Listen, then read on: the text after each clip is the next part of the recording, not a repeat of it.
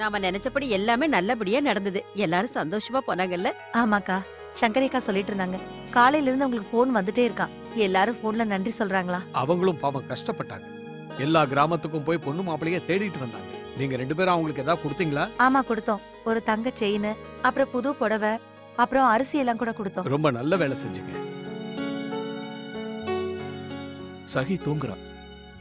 நானே போய் பார்த்துட்டு வந்தேன். எந்திரிச்சதும் வந்துருவா. முன்னா கேட்டரிங் கான்ட்ராக்டர் என்ன சொன்னாரு? அவர் என்ன சொன்னார்னா, நிறைய இந்த மாதிரி கல்யாணத்தை பார்த்திருக்காராம். ஆனா இந்த மாதிரி கல்யாணத்தை பார்க்கவே இல்லையா. ஏற்பாடு பண்ணவங்களே விருந்தாளிகளை இப்படி கவனிச்சு பார்த்ததே இல்லையா. அப்புறம் இன்னொன்னு சொன்னாரு, பார்க்கிறதுக்கு உங்க வீட்டு கல்யாணம் மாதிரியே இருக்குனாரு. இனிமே இந்த விஷயத்தை யார்கிட்டயும் மறைச்சு வைக்க முடியாது. கடவுளே, உனக்கு தான் தெரியுமே நான் ஏன் இப்படி செஞ்சேன்னு. இனிமே நான் எதையும் மறைக்க போறதில்ல. எல்லார்கிட்டயும் போய் உண்மையை சொல்லிடுறேன். தனசேகரையா,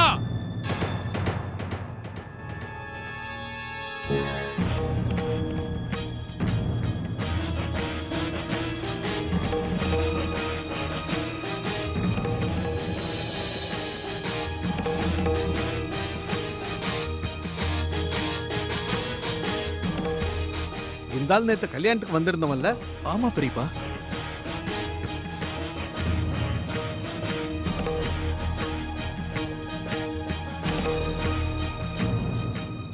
என்னாச்சு சார்? நீங்க ஏன் இவ்வளவு கோவமா இருக்கீங்க?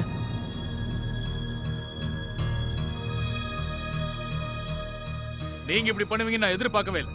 ரொம்ப பெரிய தப்பு பண்ணிருக்கீங்க.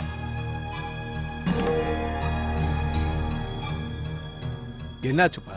நேத்து கல்யாண ஏற்பாடுலாம் ரொம்ப நல்லதா பண்ணிருந்தீங்க. நீங்க ரொம்ப பெரிய பணக்காரங்க, நிறைய உதவி எல்லாம் செய்றீங்க. ஆனா உங்களை பத்தி எனக்கு உண்மை தெரிஞ்சப்போ நான் அப்படியே ரொம்ப அதிர்ச்சி ஆயிட்டேன். சமூகத்துல இவ்வளவு பெரிய ஆளா இருந்துகிட்டு இப்படி ஒரு காரியம் செஞ்சிருக்கீங்க. நீங்க எல்லாரும் பொதுமக்களை இப்படி ஏமாத்துறீங்களே, உங்களுக்கு வெக்கமா இல்ல? மிஸ்டர், நீங்க ரொம்ப அதிகமா பேசுறீங்க. கொஞ்சம் மரியாதையா பேசுங்க. மரியாதையா? மரியாதை கொடுக்கறதும் கொடுக்காததும் எதிரில நிக்கிறவங்களோட தகுதியை பொறுத்தது. இவ்வளவு கேவலமான வேலை செஞ்சுட்டு நீங்களே வெக்கப்படல, சொல்றதுக்கு நான் ஏன் வெக்கப்படணும்? தேவையில்லாம எங்க மேல பழி போடுறீங்க. முதல்ல என்ன விஷயம்னு சொல்லுங்க. அப்படி என்ன நாங்க பண்ணிட்டோம்? என்ன பண்ணீங்களா? எங்க பொண்ண நீங்க கடத்திட்டு வந்து உங்க வீட்டுல வச்சிருக்கீங்க.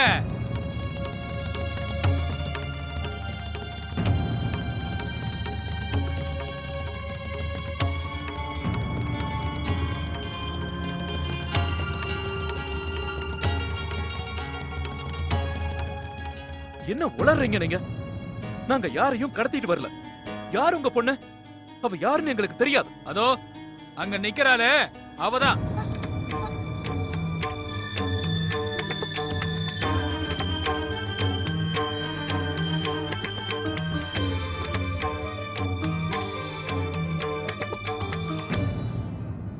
இவ இவ இவ உங்க பொண்ணா?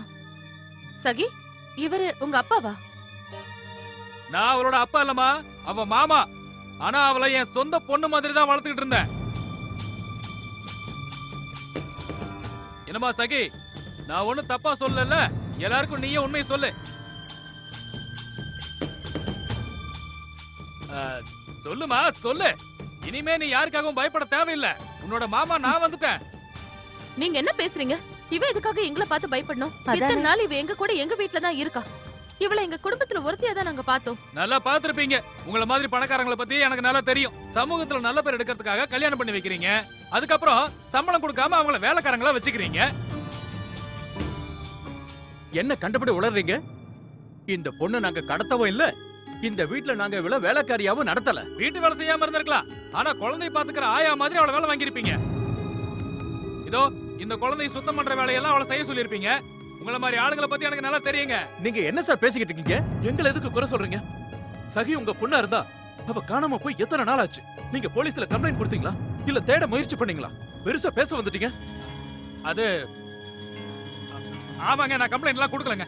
இது எங்க வீட்டு பொண்ணோட பிரச்சனைங்க. கம்ப்ளைண்ட் கொடுத்தா எங்க குடும்பமானம் போயிடும். அதனாலதான் கொடுக்கல. எப்ப இவ காணாம போனாலோ அப்ப இருந்து ராத்திரி பகலா தேடிக்கிட்டு இருக்கேன். அப்படி தேடி போகும்போதுதான் நேத்து இவளை பார்த்தேன். அப்ப நேத்து நீங்க பாத்தீங்கன்னா நேத்து ஏன் வந்து பேசல? அதாங்க என் கெட்ட நேரமே.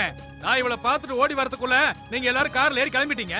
போகும்போது என் பொண்ணு பின்னாடி திரும்பி திரும்பி பாத்துக்கிட்டே போனா.